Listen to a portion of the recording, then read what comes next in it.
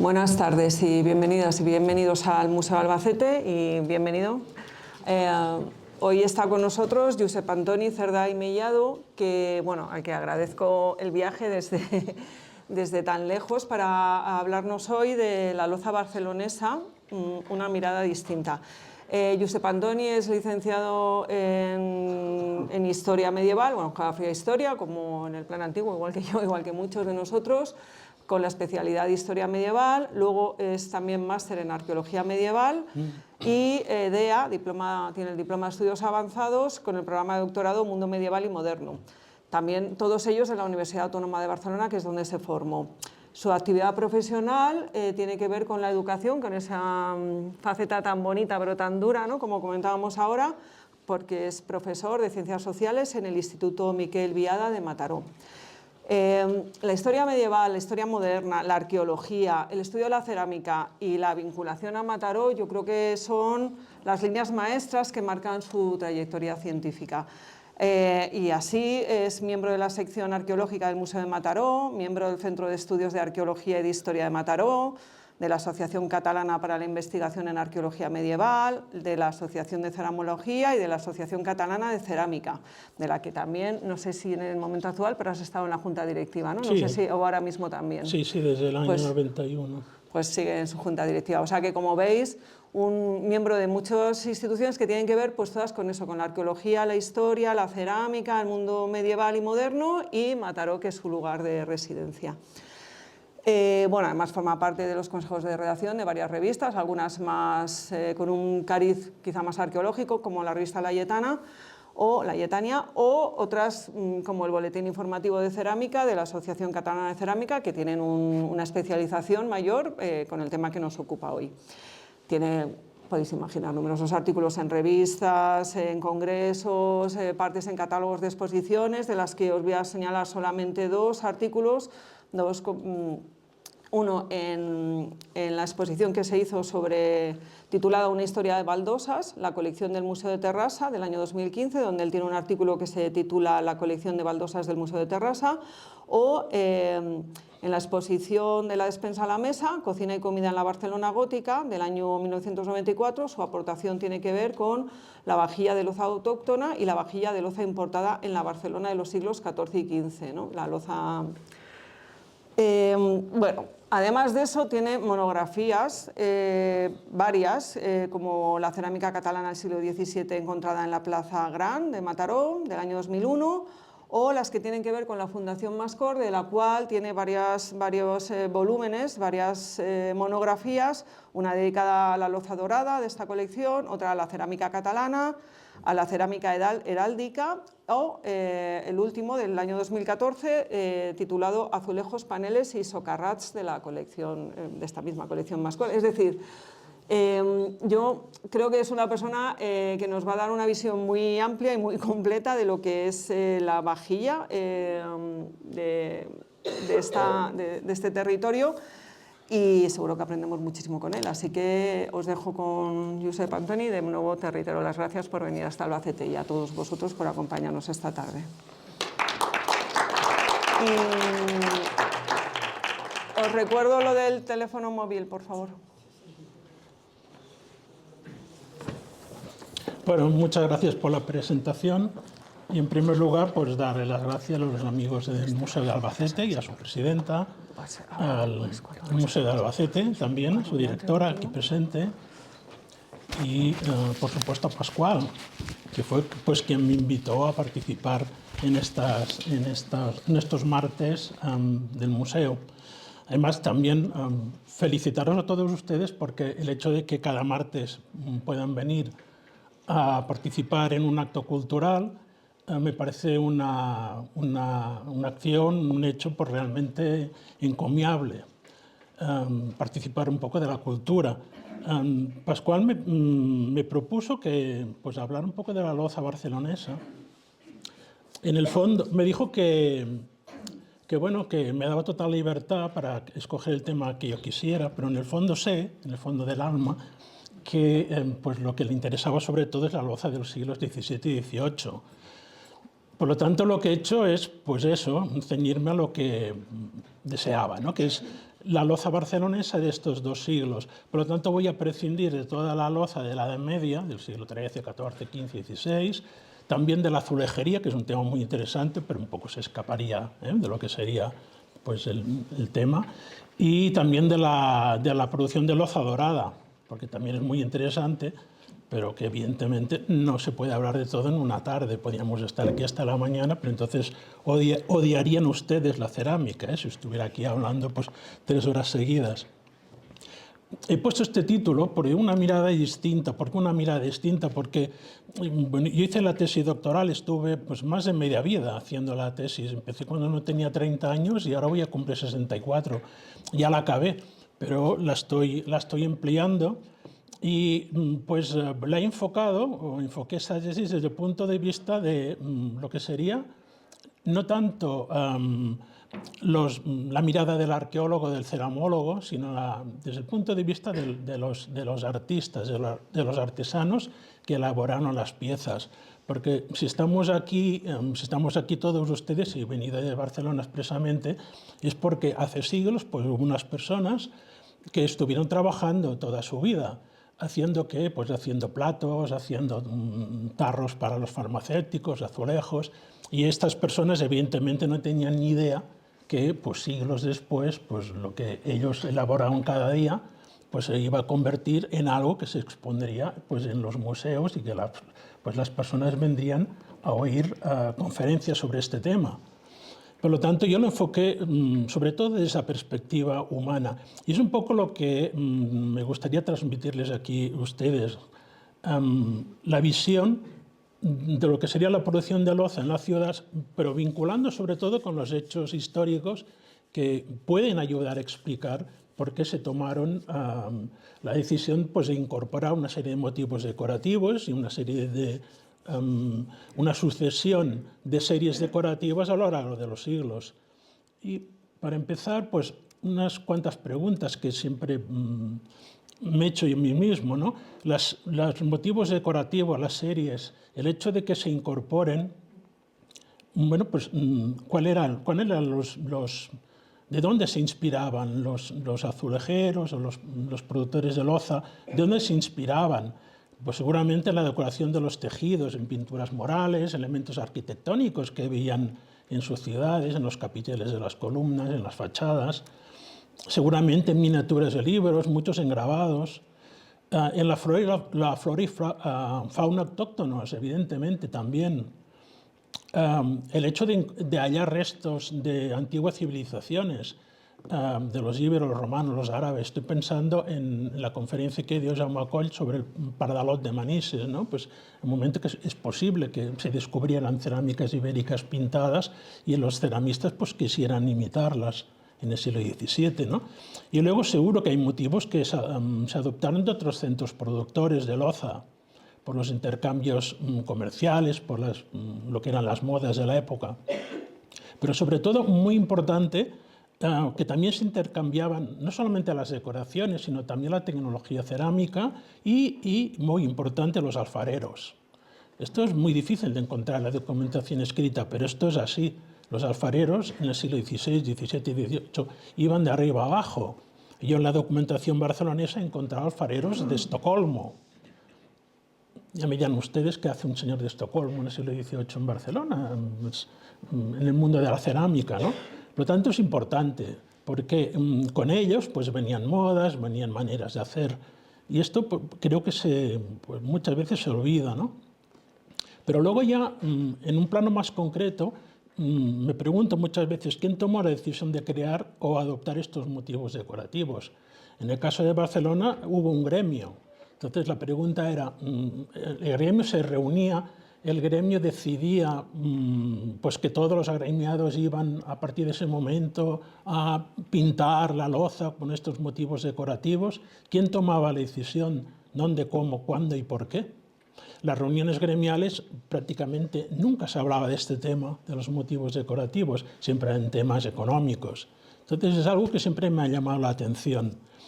Y lo primero que haré antes de presentarles las series, pues darles 4 datos de la ciudad. Vamos a situarnos en contexto geográfico, en un contexto un poco histórico. Bueno, pues en esta foto aérea de la ciudad les marco en este hexágono irregular, sería la zona antigua, la zona vieja de Barcelona, y en concreto pues, los dos barrios centrados aquí, el barrio que llamábamos de arriba, de Dalt, donde se van a concentrar los productores de alfarería, de cocina, ollas, cazuelas, platos de fuego, copas de fuego, y también los ladrilleros, que hacían pues, las baldosas, los ladrillos de las tejas. Y luego el otro barrio, que se concentraría un poco más hacia lo que sería la parte del mar, donde se concentraron aquí los productores de lo que se llamaba arcilla blanca. Por lo tanto, básicamente cantareros y más tarde pues, productores de cerámica esmaltada. Estos dos barrios que perduraron hasta el siglo XIX. Ahora ya prácticamente pues, no se ve absolutamente nada, el nombre de algunas calles y nada más. Y en ese grabado francés de 1722 les he marcado, en primer lugar, de dónde, bueno, esos dos topos azules serían los dos barrios pues, que antes pues, he mencionado. El barrio más inferior es el que yo he estudiado durante pues, esos 30 años. El otro barrio, el otro centro productor, de momento nadie lo ha estudiado. Y aquí les marco con las zonas de extracción de la tierra que necesitaban los alfareros. Esto hoy en día, evidentemente, está absolutamente todo lleno de casas. Y además, por aquí, donde está marcado, es donde sale el AVE, pues que me ha conducido primero hasta Madrid y luego hasta acá, ¿no? Es decir, que ya en el siglo XIX pues, tendrían graves problemas para suministrar la tierra que necesitaban para hacer pues, sus productos, porque aquella zona de la ciudad pues, se está llenando de casas, de calles. Y esos son los dos barrios alfareros, marcados aquí. También importante, esa zona donde estaban las barreras para encontrar el barro que necesitaban, es una zona que cada vez que la ciudad era asediada por un ejército, pues ahí se ponían los soldados. Es una zona de paso, de manera que en épocas de guerra hemos de pensar pues, que la producción quedaba parada por este motivo. Y una serie de datos que creo que también son interesantes, y es que en esta época, desde el siglo XIII hasta el XVIII, la población va oscilando. Llega a tener 50.000 habitantes en el siglo XIII, pero luego vienen epidemias de peste y desaparece la mitad de la población. Se vuelve a recuperar y vuelve a desaparecer la mitad de la población en el siglo XIV, en el XVII. Pero hacia 1750 veremos que cada 50 años la población se va a doblar. ¿Y eso por qué es debido? Por las epidemias, las guerras. Esto pasaba en todas las ciudades prácticamente de Europa. Los hombres se casaban en torno a los 24 años, que es cuando una persona pues, del gremio accedía a la categoría de maestro. Y las mujeres pues, un poco antes, sobre 16, 18. Mortalidad infantil tremenda, entre el 45 y el 55%, por tanto la mitad de los hijos pues, morían antes de los 10 años. ¿Cuántos hijos tenía la media? Una pareja pues, de 6 a 7. Las mujeres morían muchísimo durante el parto, por lo tanto era normal que un hombre pues, a lo largo de su vida se casara 2 o 3 veces. Incluso he encontrado matrimonios en los que la mujer muere y a la semana siguiente el marido ya se ha casado con otra persona. Y aquí no quiero entrar en cuestiones de líos de faldillas. Bueno, pues mortalidad infantil, esperanza de vida, 55-60 años, es lo que vivía la mayoría de las personas. Algunos, evidentemente, llegaban a 80 o más, ¿no? Curioso también, no existía la jubilación, pero cuando un artesano llegaba a los 80 años, sí que le pedía al gremio que por favor le jubilasen. Imagínense ustedes, si la esperanza de vida es esta y tienes que esperar con 80, es como si ahora nos jubiláramos con 100. Poca gente podía llegar a esta. Y en la documentación he localizado 1.236 alfareros en uno de los barrios. El otro, repito, que está por estudiar. Organizados en una cofradía, que luego se dividirá en dos. Bueno, y muy rápidamente la evolución de la población. Aquí en verde he puesto las columnas para que lo vean. En rojo las dos grandes crisis demográficas, la peste del siglo XIV y la peste de 1651-52. Ven que la población se va doblando a partir de 1750. Y luego estos números de color negro no son los números de la Bonoloto de hoy, sino que son el número de maestros que formaban parte del gremio. Pasa de 9 en origen a 32, luego se va manteniendo, hay un momento que sube a 43, luego vuelve a bajar por culpa de esta epidemia de peste del siglo XVII, se va manteniendo a 25-21, pero a partir de la mitad del 18 la población se va doblando, pero el número de maestros se va dividiendo por la mitad, y al final quedarán 4 maestros. Y me pareció también que sería interesante ver la evolución de los matrimonios, es decir, cómo se conservan desde mediados del siglo XV hasta la actualidad lo que se llaman los libros donde los artesanos pues, se inscribían en la diócesis de Barcelona. Pues he podido estudiar cada 10 años el número de matrimonios que hubo. Y verán ustedes como hay una fase de color verde de crecimiento, es decir, yo creía, y me ha salido bien un poco la jugada, ¿no? Yo creía que en el momento que el hecho de trabajar como alfarero pues era un oficio interesante, pues el número de matrimonios, fabricantes de loza, pues también aumentaría.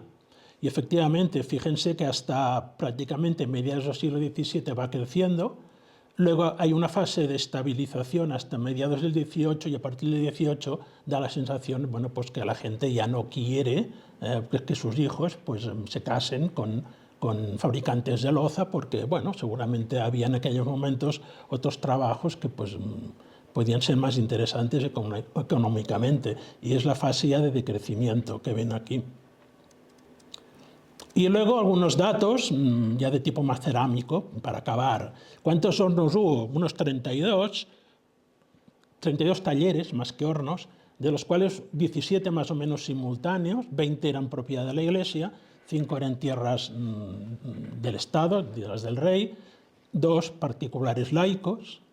La loza dorada, pues en un horno cabían de 15 y 16 gruesas, unas gruesas son 12 docenas, estamos hablando de cantidad de piezas. En un horno de loza azul, pues estamos hablando de entre 6.000 incluso 10.000 piezas que habían. Claro, todo depende del tamaño de las piezas, evidentemente.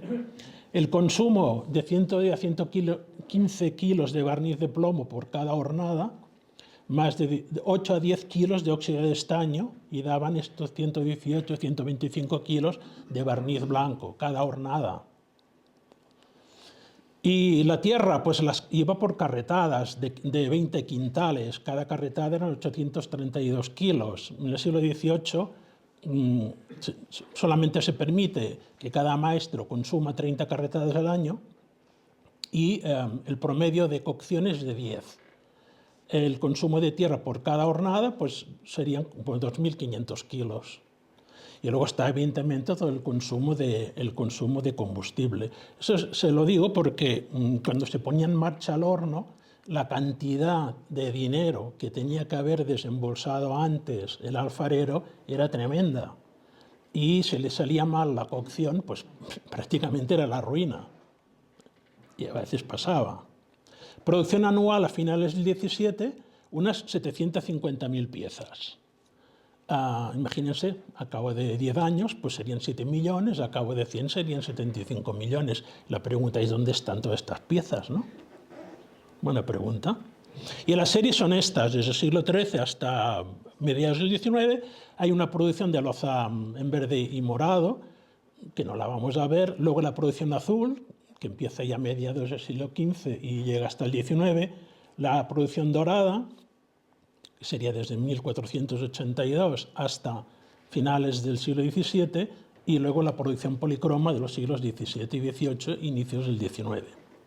Y muy rápidamente, ¿Por qué empiezo a finales del 16? Bueno, a finales del 16 la loza barcelonesa empieza a ser ya una loza de una cierta calidad. Hasta entonces era una loza muy, muy vasta.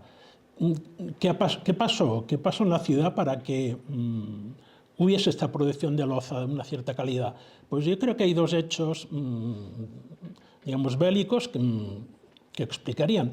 La guerra de Flandes, ¿no? La plata americana, que siempre salía desde Sevilla al norte y salía luego por el puerto de Laredo en Cantabria hasta Amberes, por culpa de la guerra, de la rebelión de las Provincias Unidas contra Felipe II y luego las guerras con Inglaterra, este eje va a cambiar y se preferirá el eje Barcelona-Génova.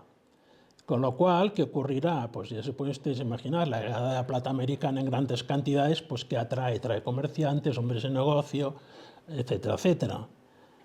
Por otro lado, la batalla de Lepanto aleja la amenaza turca. Por lo tanto, todos los puertos del Mediterráneo occidental van a salir beneficiados de este hecho. Y luego también esto se nota porque pues en esta época en la documentación aparecen alfareros procedentes del Reino de Castilla. Algunos pues, sabemos pues, que vienen de Cuenca, vienen de Sevilla, otros por los apellidos. Son apellidos que dices, bueno, pues me suena mucho a maestros de la zona de Talavera, no Loaiza, que hace por aquí un Andrias, que hacen por aquí estos señores, ¿no? Y en 1574 se adoptan como abogadas de la cofradía a las santas Justa y Rufina. Por tanto, el patrón es San Hipólito, pero se añaden estas dos. También se inicia una potente producción de loza dorada en Reus, que no veremos, pero todavía es Manises quien marca pues, serían las pautas, ¿no? Y a partir de aquí, en hecho importante, llega un maestro de Toledo, que se llama Lorenzo de Madrid Rodríguez, en 1597. Y este señor, de cierta manera, pues, lo pone todo patas arriba. ¿Por qué? Este señor sale, pues, en principio, de su Toledo natal, a pesar de que este apellido pues, no se ha encontrado en los estudios que hizo Aguado, pasa por Valencia primero, luego sigue por Zaragoza, luego se está unos años en Manresa y finalmente prepara la llegada a Barcelona. Ustedes tienen que pensar que ya había un gremio en la ciudad. Por lo tanto, ¿cómo puede ser que una persona que viene fuera de la ciudad no solamente viene a trabajar, sino que además va a hacer todos los azulejos de la sede del gobierno de Cataluña en el siglo XIV y la va a decorar ya con una estética totalmente renacentista? Por tanto, es algo que nunca se había visto en la ciudad en aquellos momentos. Estos paneles de azulejos con la imagen de San Jorge matando al dragón y luego todos estos elementos que incorporará, que son novedad absoluta. Seguramente los veían en los edificios renacentistas, pero no en la azulejería ni en la cerámica. Los herrajes, las cabezas emplumadas, la decoración de diamantes y de jaspes. Y un poco, pues aquí, ¿el qué hace? Pues como tiene que decorar el Palacio de la Generalitat, pues dice, pues voy a aprovechar para hacer una especie de pavimento de azulejos donde pueda mostrar a todos los ciudadanos pues, qué es lo que estoy haciendo en mi taller, ¿no? Un poco es como un muestrario, ¿no? Y bueno, pues este es el pavimento de la Saladora, está muy destruido, estos pavimentos. Y luego incorporará pues, todas estas decoraciones, totalmente pues, ya típicas del final del Renacimiento, ya del manierismo. Por tanto, son novedades. Él fallece en 1616. No sabemos si también produjo mucha loza. Luego veremos una pieza suya. Pero entre las producciones curiosas, estos paneles, pues con la imagen del Arca de Noé, hubo por lo menos 4. He puesto un grabado para que vean ustedes. Pues todo esto se arrancó, porque estaba en muy mal estado, se arrancó a principios del siglo XX, cuando se restaura pues, este edificio. Todos los azulejos se arrancaron, se metieron en cajas y ahí han quedado, ¿no? Y suyo seguro es este lebrillo de una pila bautismal con el escudo de Igualada, y la fecha de 1598. Es exactamente igual que el escudo que han visto antes de San Jorge. Y luego en las excavaciones aparecen estos fragmentos de cerámica esto aparecía en las bóvedas de la iglesia de San Martín Cerdañola, este plato azul que podría ser perfectamente hecho por él o traído a lo mejor de Toledo.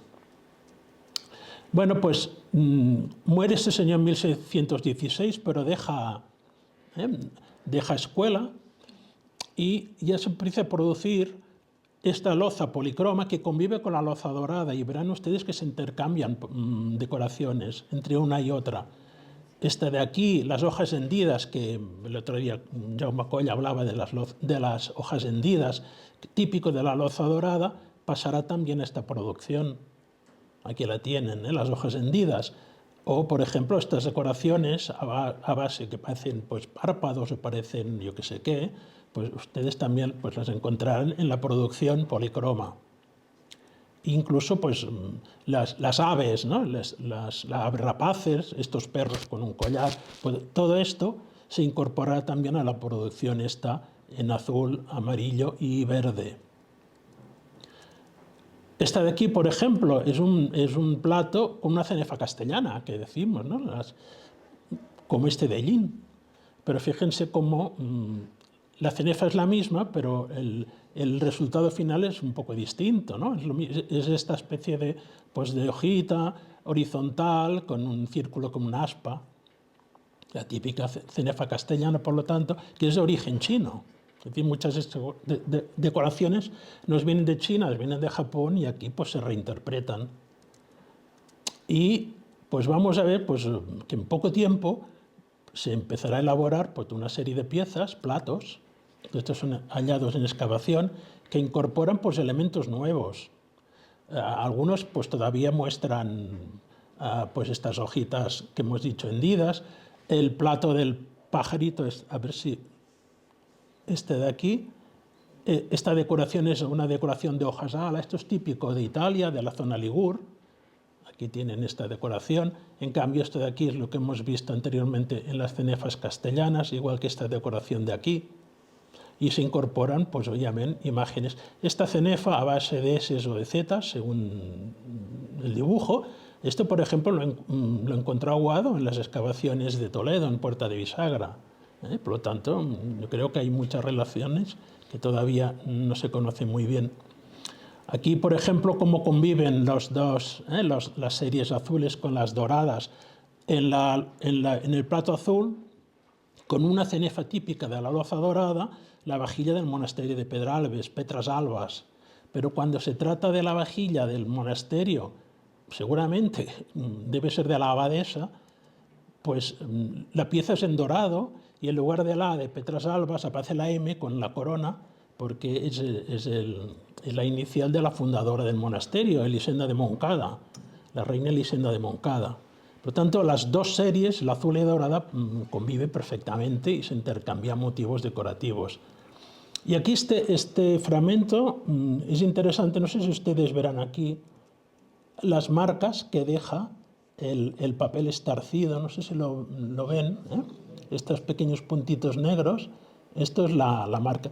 Se utiliza ya, Lorenzo de Madrid dibujaba siempre a mano alzada, en cambio a partir de él se utilizarán pues, papeles estarcidos.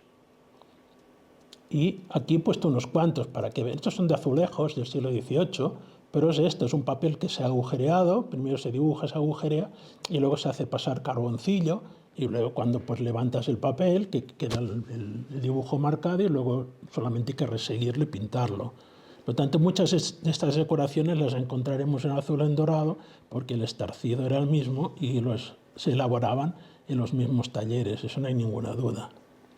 Bueno, y luego ya la policromía pues empieza a aparecer platos ya en los que los colores, pues los barnices se mezclan. Este es un caballo muy bonito, fíjense aquí los de color. Este es el color leonado que le decían ellos, Horacio, el color de la piel del león.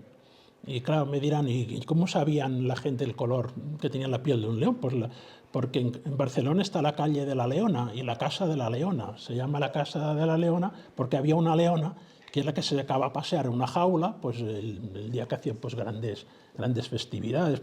Era una leona pública y la alimentaban pues, con los gatos y los perros muertos que recogían por la calle. Había un leonero, que era también un cargo municipal.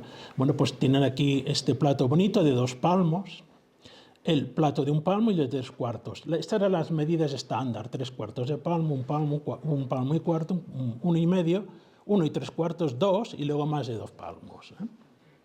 Platos, por lo tanto, de uso común, sobre todo los pequeñitos. Luego las escudillas también, esas escudillas que llamaban de galatín, con estas asas triangulares, pues con los mismos motivos decorativos, claro, que los platos. Siempre estamos hablando de este periodo de tiempo, primera mitad del 17. Y luego los botes de boticario.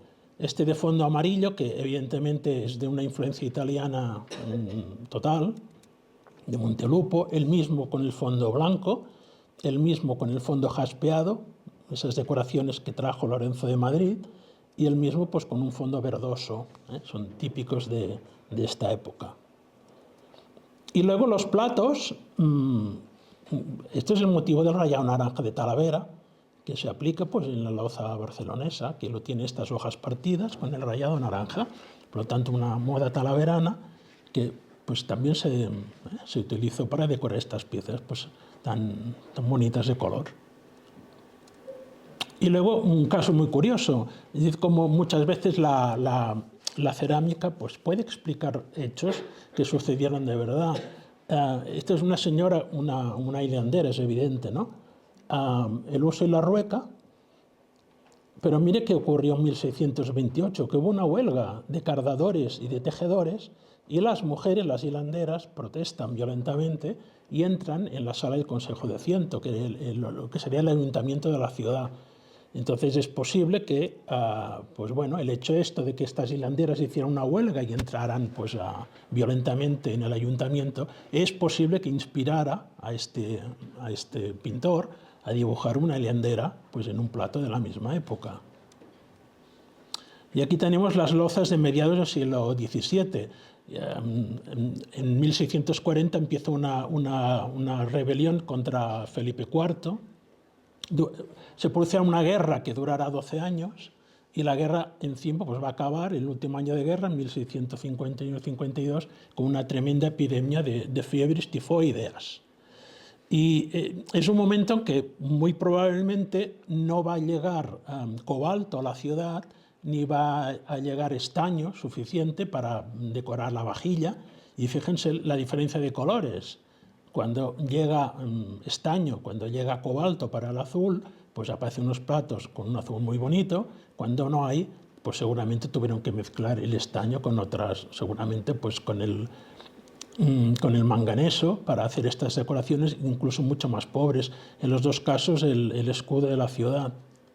Y en esta época de crisis, pues aquí ven ustedes también un poco las decoraciones, como ya son más bastorras, ¿no? El blanco es menos blanco, los azules casi tiran a gris.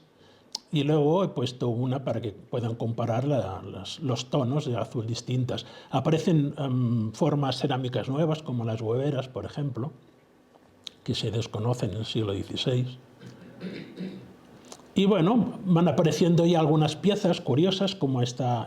Esto le llaman la serie de la corbata, por la forma esta de corbata. Son nombres que les pusieron los anticuarios a principios del siglo XX. Entonces, algunos nombres son bastante ridículos. Pero bueno, estas corbatitas que se usaban a principios del siglo XX dieron nombre a esta serie. Judith con la cabeza de Holofernes, o una de las patronas de la ciudad, que es Santa Madrona, con el exvoto marinero. Y luego también esta serie de la corbata, pues con piezas, seguramente una jarra metálica, y este señor, pues no sabemos muy bien a qué está jugando, pues está saltando encima de un barril. Y junto a ella está otra serie que es la más común, que es la ditada, porque se creía, decían los anticuarios, que estaba hecha con el dedo pulgar. Evidentemente no es así.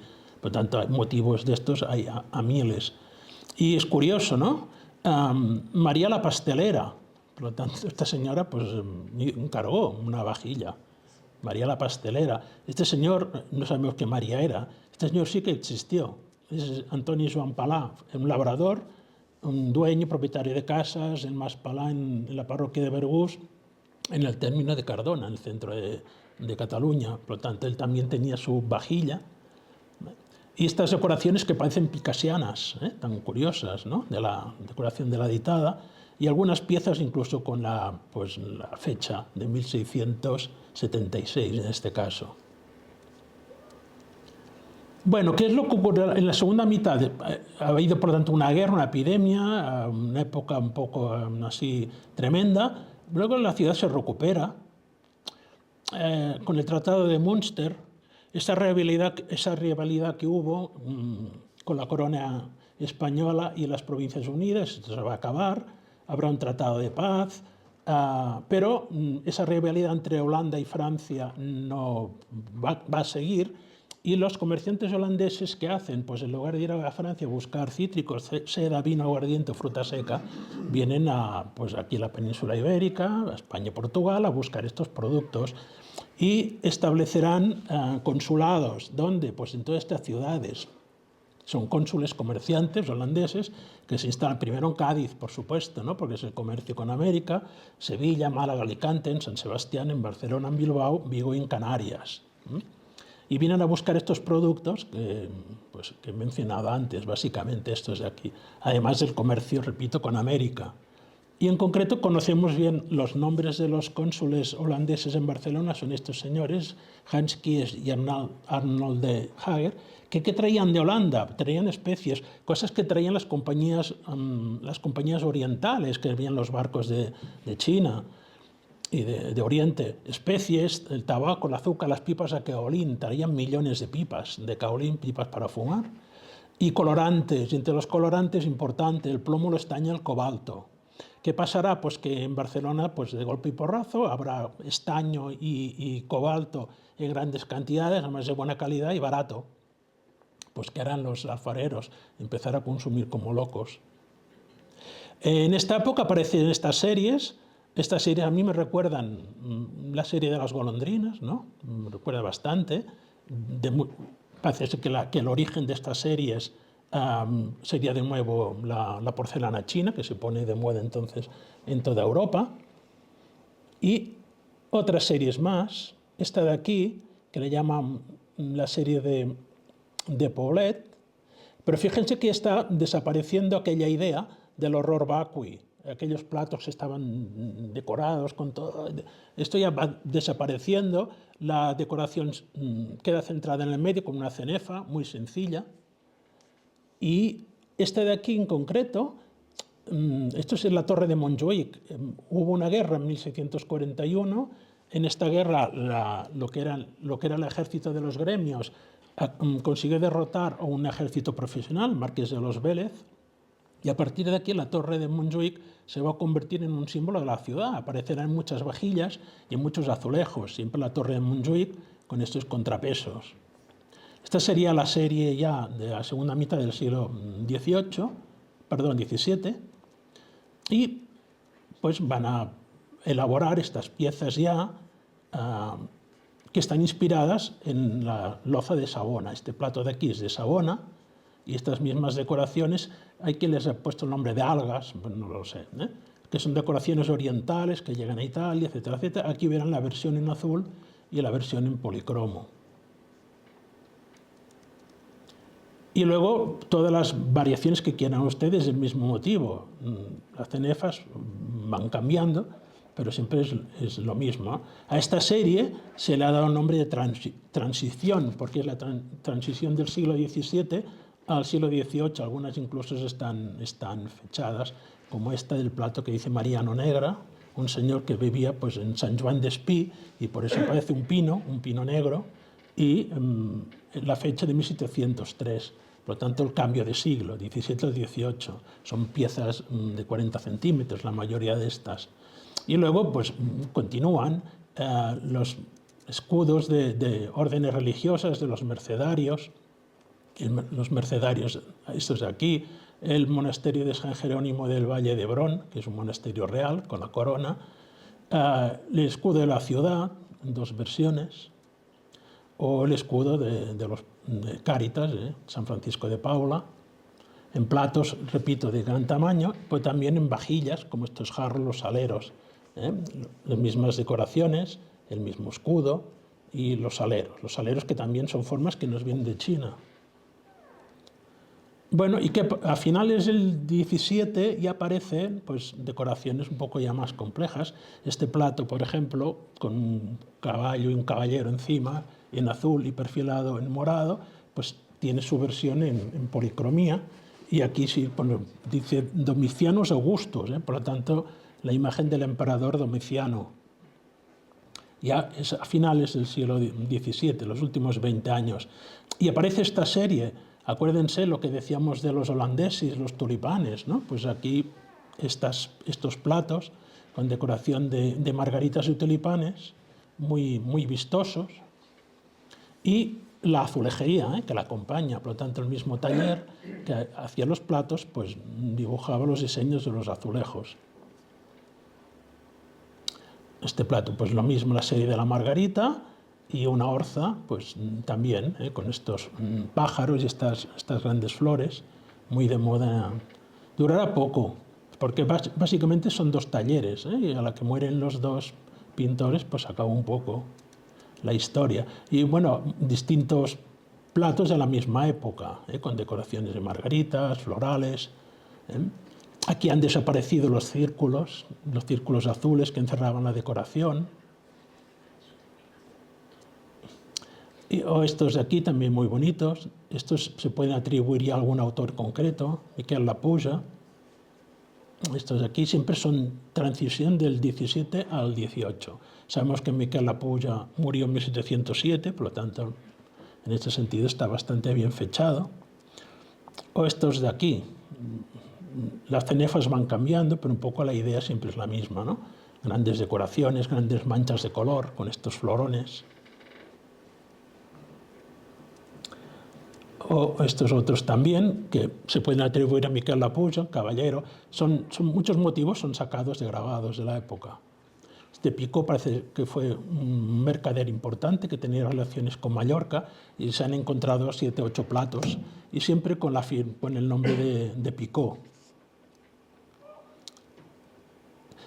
¿Qué pasará en el siglo XVIII? Pues bueno, aquí se acabó ya la influencia de Manises, ahora es Italia el que marca la moda. Básicamente las series son azules, con decoración de paisajes. Y es importante porque es la época de la guerra que enfrentará a dos pretendientes a la corona española cuando muere Carlos II sin descendencia directa, Felipe d'Anjou, príncipe francés, Carlos de Habsburgo, del Imperio Alemán. Evidentemente ya saben ustedes que al final triunfará Felipe d'Anjou y entonces veremos cómo la moda francesa se impondrá en España. Unos años después de la guerra, en 1727, y les explico el otro día Jaume Coll, bueno, que se fundó en Alcora una fábrica de loza fina, un poco inspirada en los modelos franceses de reales fábricas. ¿Y qué es lo que veremos aquí? Bueno, esto es interesante para que vean a veces los ceramólogos estamos como obsesionados en fijar motivos decorativos y series. Entonces, bueno, la serie de la corbata a mediados del 17, bueno, pues fíjense ustedes que los de transición y la serie de principios del 18, en este caso, lo ha pintado la misma persona. Si se fijan ustedes en los detalles de esta señora, son exactamente los mismos. Por lo tanto, a veces pues, nos gusta querer pues, datar muy bien las series, pero las series tenían pues, una duración mucho más grande de lo que muchas veces nos podemos imaginar, ¿no? Del primero al último plato puede haber 30 años de diferencia perfectamente. Y en cambio están pintados por la misma persona. Bueno, pues van apareciendo la serie de la Botifarra. Son estas series inspiradas en Savona. Ahí tiene un plato de Savona con estas decoraciones, estos pomos.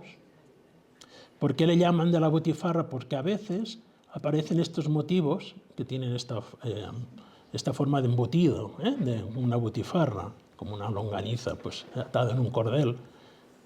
Y en cambio aquí, pues fíjense que el motivo sería este, no tanto el de este. Y esto es coetáneo con estas piezas. Esto de aquí es un plato que conmemora la entrada en Barcelona del rey archiduque Carlos III en 1705. Entonces aparece él, aquí está el rey con la corona, y aquí 3 Is, que quiere decir pues tercero, Carlos III, y aquí otro plato que dice Viva Carlos. Por tanto, estos platos a partir de 1714 ya no se podrán fabricar porque quien ha ganado es su rival, es Felipe d'Anjou. Aquí tiene la serie de la botifarra, finales del siglo XVII, y aquí en este aguamanil, pues lo mismo, en la parte de abajo vemos esta decoración de la botifarra que he dicho antes. Lo mismo, de influencia de Savona. Y dos platos de dos series distintas, pero con la misma decoración. Esta señora con la moda de la época, una especie de, aquí en el pelo lleva como una especie de, yo que sé, una peineta, como una antena, y esta misma decoración la veremos en los azulejos. En este fragmento de estos azulejos vemos una cena, una chocolatada, y aquí vemos pues estas damas con esta especie de qué sé, peinado, esta cofia que llevan aquí en la cabeza. Por lo tanto, siempre estamos hablando de producciones de la primera mitad del 18. Luego van saliendo pues, otras piezas. Esta está fechada en 1701, esta decoración de fajas o cintas, y la misma en un plato de 1738. ¿Qué quiere decir? Bueno, pues que esta decoración tiene como mínimo 37 años de diferencia. Podrían ser hasta 40. Por lo tanto, cuando este plato de qué época es, pues hemos de ser muy prudentes, primera mitad del 18. Aquí las influencias italianas, aquí las tienen ustedes estas producciones de aquí, en este plato de músicos, también la serie Fajas, o esta pieza que pertenecía a este señor, este caballero aquí. Voy a mirar un poco la hora que es para que no me pase. Y aquí, pues lo mismo, la serie de fajas, o estas piezas también bonitas, con estas decoraciones de matojos que encontraremos también en los platos de Savona, los mismos. Influencia italiana, por lo tanto, ya en toda la primera mitad del siglo XVIII. En este aguamanil, lo mismo, en la parte de abajo, pues tenemos esta decoración a base también de estas matas de influencia italiana y de Savona. Y aquí, pues, otras piezas, formas, aquí saleros, botijos, etcétera, etcétera, los botes de farmacia. Y ahora llegamos ya a la segunda mitad del siglo XVIII, que es lo que está... Aquí les he puesto lo que es la decoración del lambrequín. Aquí un poco la definición. Esta decoración de lambrequines se pondrá de moda ya durante toda la mitad del siglo XVIII. El lambrequín tiene una parte colgante, que es esta de aquí, y en medio tiene una puntilla. Y entonces, estas decoraciones, pues, básicamente son decoraciones chinescas, nos llegan de China, llegan a Rouen sobre todo. Aquí tienen lo que serían los lambrequines, en esta producción de Rouen de 1710, o en Alcora. Y a partir de aquí, a partir de Alcora, pues llegará también a Barcelona y tendrán ustedes pues, lo que son las puntillas, la imitación de las puntillas en platos, en tarros de farmacia, en orzas, esta decoración de puntillas, o en esta serie, que también vienen ustedes, esta decoración de puntillas aquí, los lambrequines, estas decoraciones aparecen aquí, con un tema chinesco también. Y lo encontrarán pues, en muchas series distintas, en este botijo, en la orla de este plato de aquí, o también en esta, aquí pues lo he ampliado para que vean ustedes la decoración de lo que serían los lambrequines. Se van a hacer multitud de variantes. Entonces, claro, si cada variante es una serie distinta, pues un poco estamos perdidos. A veces queremos ser tan precisos que aquí el lambrequín con chinescos, aquí el lambrequín sin chinescos. Los botes de boticario también, que influencia de Alcora, que es influencia de Rouen al mismo tiempo, con esta serie de lambrequines. O estas piezas también ya con lo que serían los lambrequines. Son piezas ya de encargo. Y aquí tienen todas las variantes posibles, que si cada variante pues, es una serie, pues estamos perdidos. Pues entonces perdemos un poco el conjunto. Variantes siempre del motivo del lambrequín. Y luego otras series más populares, más sencillas, son estas de cenefa como de tréboles. la frutera y un plato de trébol. O esta pieza que está, esta serie de ángulos con puntitos, fechado pues, en 1738. Aquí tenemos otra pieza también del segundo tercio del 18, inspirado aquí ya en la loza, en la porcelana japonesa. Se pone de moda en toda Europa estos temas, estas florecitas con pájaros. Entonces, bueno, pues se van a dibujar florecitas con pájaros. Aquí tenemos esta. Y luego series que pues tampoco sabemos, las hojas de perejil, la han bautizado, pues aquí tenemos todas estas piezas con estas hojas menuditas, en platos, en botes, jarras. O estas hojas menuditas en un plato, pues que la figura de San Pedro, y aquí tienen las hojas menuditas metidas en arcuaciones.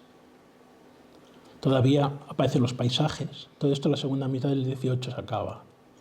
Piezas pues, que no sabíamos dónde colocarlas, porque ¿qué series son? Son series azules, siempre.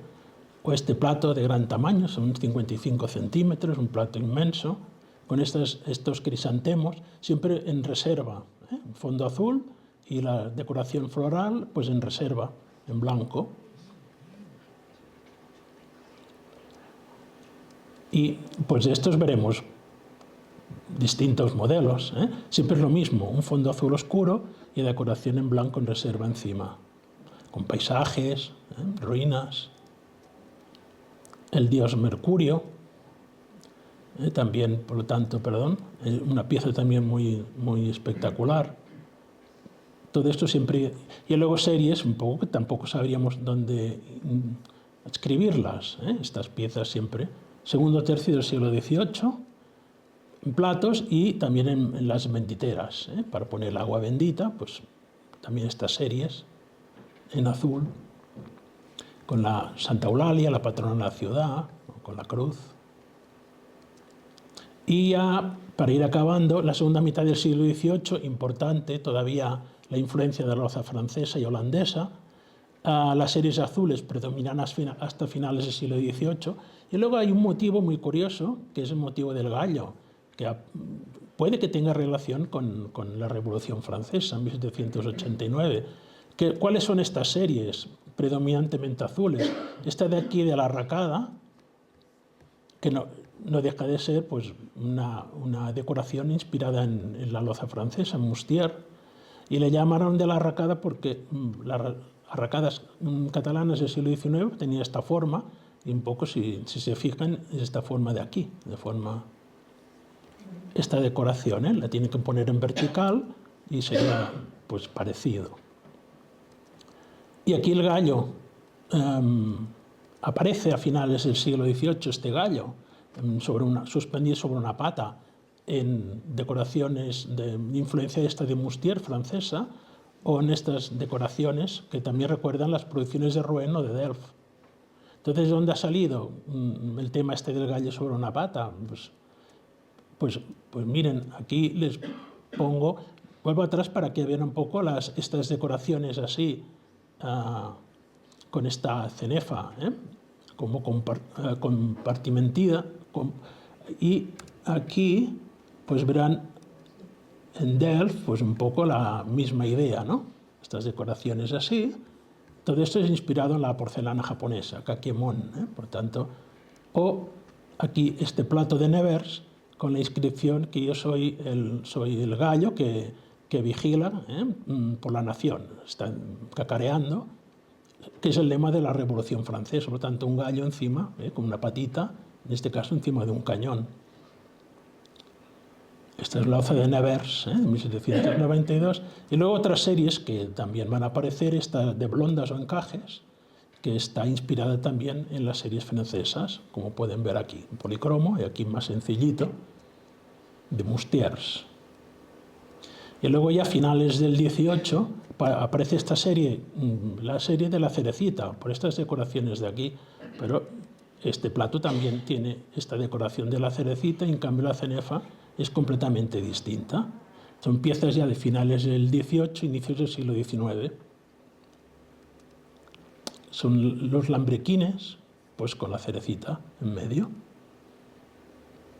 Y esta de aquí, este en concreto ha podido saber quién es este buen hombre, el señor Batista y Bondat, pues nació en Santa Coloma, murió en San Andreu de Palomar, campesino terrateniente, y le fue concedido el título de ciudadano honrado de Barcelona en 1796. Por lo tanto, lo primero que debía hacer el señor, pues una vajilla nueva. Ahora que soy ciudadano honrado, es equivalente a hidalgo, un hidalgo castellano. Le dan este título, pues el señor querrá presumir de vajilla. Por lo tanto, esta pieza podía ser perfectamente de este año. Y aquí tenemos piezas de este señor, de 1798, que también existió, y este señor pues estableció una fábrica de indianas, tejidos de algodón, en la calle Carretas, en Barcelona, en esta época. Estaba ahogado por las deudas, vendió el huerto y se lo vendieron por 8.600 libras, que es una cantidad inmensa en aquella época. Y entonces, fíjense, lo primero que debía hacer también, pues con esta cantidad de dinero, es cambiarla. Primero pagar las deudas y luego haces una vajilla nueva. Y luego ya, pues estos aguamaniles, lo mismo, la decoración del gallo encima de una pata, esta decoración un poco nos recuerda a la loza de Delft. Y finalmente ya la época final de producción, una serie de hechos que creo que son importantes, un acuerdo de la cofradía muy curioso de 1815, la llegada de la loza inglesa tipo Bristol, y luego esta loza inglesa arruina la producción de loza barcelonesa, ya prácticamente los talleres van a cerrar, y luego llegan los Pingman de Sevilla que arruinan la producción inglesa. Son los ingleses los que entonces tienen miedo de la producción Pingman. Y en 1836, que los gremios pues ya son suprimidos, y empiezan a aparecer fábricas alrededor de la ciudad, en los Esplugues de Llobregat, en Hospitalet, en el barrio de Gracia. Y básicamente los 3 o 4 talleres que van a continuar en la ciudad se dedicarán a elaborar azulejos de muestra, hasta que las cerámicas, los azulejos de Onda, de Castellón, pues también acabarán con la producción. Y luego se van a poner en marcha un par de fábricas de loza de pedernal a la inglesa y algunas de porcelana, que durarán también muy poco tiempo. Vamos muy rápidamente. Estas son las series ya del 19. Aquí tiene el modelo original de Savona, la serie que dicen de pájaros y perejil, pues aquí la tienen ustedes. El acuerdo de 1815 es un momento que la cofradía está muy mal y dice a partir de ahora que cada cofrade, que cada maestro haga lo que quiera. Puede imitar series antiguas, puede imitar series del país que quiera. Libertad total. Entonces, bueno, pues a partir... Se traen una serie de pintores, no hay pintores, no encuentran nadie. Entonces hay unos pintores profesionales y si queréis trabajo seguro, entrad en el gremio y pintad loza porque aquí nadie sabe pintar ya. Bueno, pues aquí tenemos cómo imitan las producciones de Savona, estas series de aquí, o imitan las producciones italianas, estas cenefas de 3 puntitos, bueno, pues la encontraremos también aquí, alrededor de este plato. Los colores son los mismos que utilizaban pues, en la zona del norte de Italia. Y también se imita Alcora, la serie del ramito. Entonces, bueno, pues aquí tendremos... Alcora hizo mucho daño, sobre todo cuando empezó a elaborar loza popular. Cuando era loza de lujo, pues nada, porque tenía pocos clientes. Pues cuando empezó a elaborar loza popular, pues también hizo pues, mucho daño. Además, la loza, como era de una real fábrica, no tenía impedimentos para ser vendida en cualquier ciudad española. Por lo tanto, los gremios no se podían tampoco oponer. Bueno, pues aquí, ¿qué hacen? Pues no nos podemos oponer, pues las vamos a imitar. Pues aquí pues una mancerina, aquí un bote de boticario, una escupidera para enfermos, una salvilla, y es la serie esta del ramito. O vamos a imitar las lozas antiguas, pues bueno, ¿qué se hacía aquí en el siglo XIV? En verde y morado, pues se hacía esto. Pues bueno, pues aquí tiene la serie en verde y morado y la volvemos a recuperar de nuevo. Formas antiguas, formas o hechos que suceden en la ciudad, ¿no? En 1802 llega el rey Carlos IV a la ciudad, entonces le quieren hacer un gran agasajo y pues un globo aerostático en este caso conducido por Vincenzo Lunardi, pues se eleva la ciudad y la gente, ¿no? Y pues ya ven, en los platos y en estas jarras para agua, para vino, pues aparece este momento, el momento que el globo pues, aerostático sube a los cielos. Y es el momento en que, bueno, pues se hace mucha producción destinada a los apotecarios, a los farmacéuticos, en tantas decoraciones como quieran. Algunas son modas típicas de la época de Carlos IV, y estas ya serían las producciones últimas, decoradas solo con un poco de manganeso. Y otras series, todo eso se llama de bañolas, pero evidentemente fíjense las decoraciones distintas, ¿no?, que hay para farmacia. Y luego, como los talleres pues, no pudieron aguantar la competencia de la loza que venía de fuera, pues los 3 o 4 últimos talleres se dedicaron a elaborar pues, azulejos. La ciudad crecía entonces mucho, pues bueno, azulejos para los baños, azulejos para lo que sean los lavabos, para la decoración de los balcones, y así pudo sobrevivir pues, la producción azulejera unos años más, hasta finales del siglo XVIII, hasta 1884 todavía queda algún taller tradicional. Y ya para acabar, ya que estamos hablando de 1884, muy rápidamente, pues bueno, viendo que la producción de loza pues ya pues, había acabado y no había nada que hacer, pues hubo algunas fábricas que ensayaron la producción de porcelana. Y aquí les pongo ya unos ejemplos.